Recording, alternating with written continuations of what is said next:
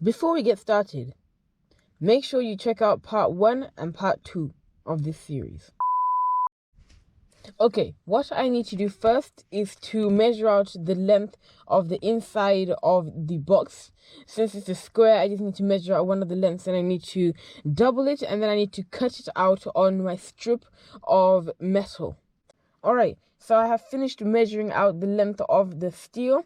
It needs to be 2 pieces of 7 centimeter steel strips, and then I'm gonna go ahead and sand it down. Make sure that I need to get the exact height. I need to cut it out first of all, so it's gonna take a very long time to cut that steel because I have to use a metal saw. I can't use any electrical tools because the metal's too thin, so it's gonna flex and I'm gonna end up wasting the steel that I already have. It's actually so cold in here. My hands, they're freezing cold right now. I actually do not know how much longer I'm gonna be able to cope in here. Way too cold. You can see my hands are turning red. I've been occasionally putting it in my pockets.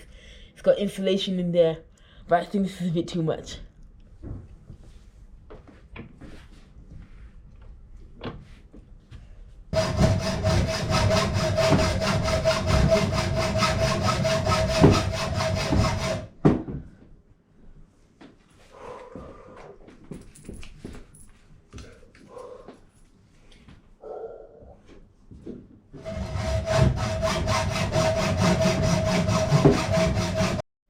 Alright, this is piece number 1 cut out, and that is piece number 2 cut out. So now that I have done that, I just need to file down some of the edges because it is too high, about 1/2 centimeter too high. So I'm just going to go ahead and file that down by 1/2 centimeter.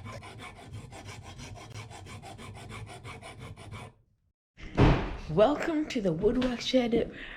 Beside a woodwork shed. The other one is right over there, through there. So I'm over here because I've got a sanding disc right here that is going to do the job a lot better than that one. So I'm just going to go ahead and use this one to sand the areas flat so that it will be able to fit inside of my box. It is coming along very nicely. You can just see how well this one works. Once I have done that, I'm going to go to my electric sander and I'm going to curve the corners because the inside of my box is slightly curved. So I'm going to go ahead and curve the corners on only 2 of the sides, and I'm going to only work on the sides that I have cut because it is galvanized steel. Since it's galvanized, it means that it won't rust, so it has very similar properties of stainless steel. So I'm only going to work on the parts that have already been cut since it does not have the galvanized coating anymore.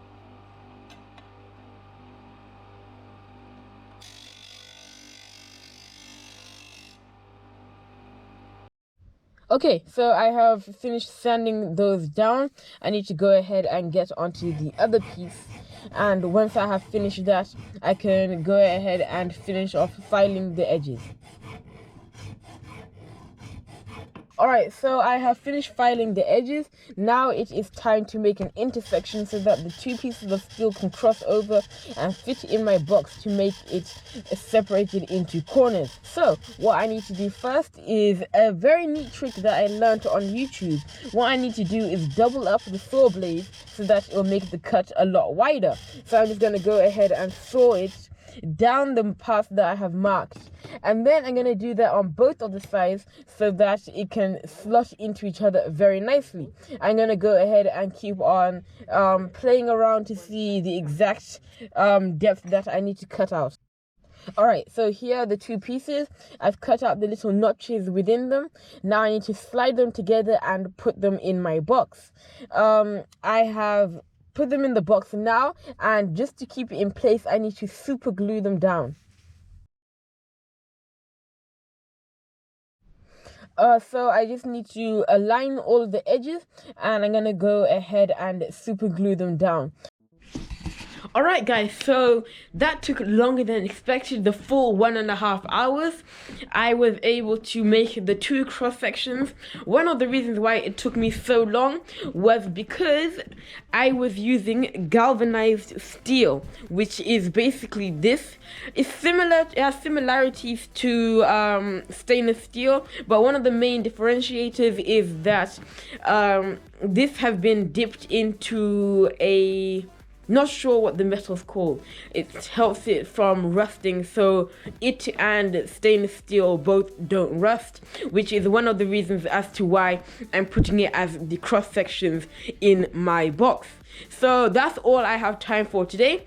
Please leave a like on this video, subscribe if you're new. Also ring that notification bell to be notified whenever I upload new videos.